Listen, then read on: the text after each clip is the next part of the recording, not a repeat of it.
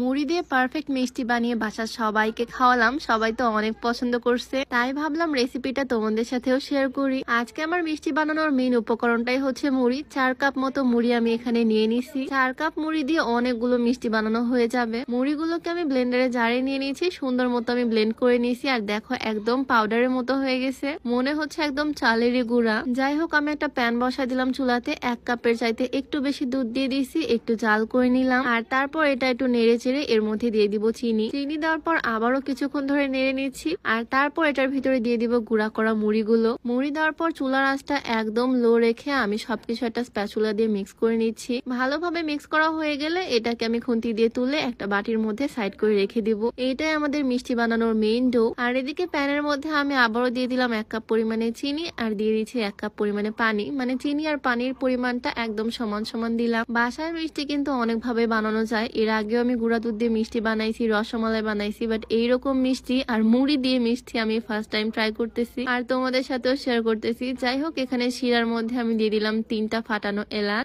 আমার এই শিরাটা বানানো হয়ে গেলে এটাকে ঢাকা দিয়ে এক সাইডে রেখে দিব রেস্টে। আর এইবার শুরু আমাদের মিষ্টি বানানোর মেইন প্রসেস। এই মুড়ি যে মিশ্রণটা আমি রাখছিলাম, এই মুড়ি মিশ্রণটা এখন তৈরি করে নিব। 2টা ডিম দিব এটার ভিতরে। আমি 4 কাপ মুড়ির জন্য 2টা ডিম ইউজ করতেছি, তোমাদের ইচ্ছা মতো ডিমটা দিবা। আমি 10 টাকার গুঁড়া দুধগুলো কিনছি, 4 প্যাকেট এখানে ইউজ করছি, আরেক প্যাকেট নিজেই খেয়ে ফেলছি। আর এটার মধ্যে আমি দিয়েছি সামান্য পরিমাণে বেকিং পাউডার। তারপর সবকিছু ভালোভাবে হাত দিয়ে মিক্স করে নিচ্ছি। এই মিশ্রণটা দিয়ে কিন্তু মিষ্টিগুলো তৈরি হবে। সুন্দরভাবে হাত দিয়ে ডলে ডলে মাখিয়ে নিচ্ছি। আর এর মধ্যে দিয়ে দিলাম সামান্য পরিমাণে ঘি। সবকিছু একসাথে ডলে ডলে মিক্স করার পর এইটা এরকম আঠালো হয়ে যাবে। হাতে আমি ঘি মাখিয়ে নিয়েছি। এখন অল্প অল্প করে এই ডোগুলো নিব আর একটু একটু করে গোল গোল করে মিষ্টি শেপ করে নিব। মিষ্টিগুলো আমি লম্বা লম্বা করে শেপ করে নিছি। গোল গোল করে নিলে ফেটে যাওয়ার সম্ভাবনা থাকে ভাজার সময়। যদিও আমার লম্বাগুলোর মাঝখানে অনেকগুলোই গোল গোল হয়ে গেছে, এগুলো হয়তো ফেটে যাবে হালকা করে, কোনো বিষয় না, টেস্টটা ঠিক থাকলেই হবে। যাই হোক, আমি এখানে আরেকটা প্যান বসাই দিছি, অনেকটা পরিমাণে তেল দিয়ে দিলাম। আর এর মধ্যে আমি দিয়ে দিচ্ছি মিষ্টিগুলো। তেল গরম না হতে আমি মিষ্টিগুলো ছেড়ে দিছি। এখন আস্তে আস্তে তেলটাও গরম হবে আর মিষ্টিগুলো ভাজা শুরু হয়ে যাবে।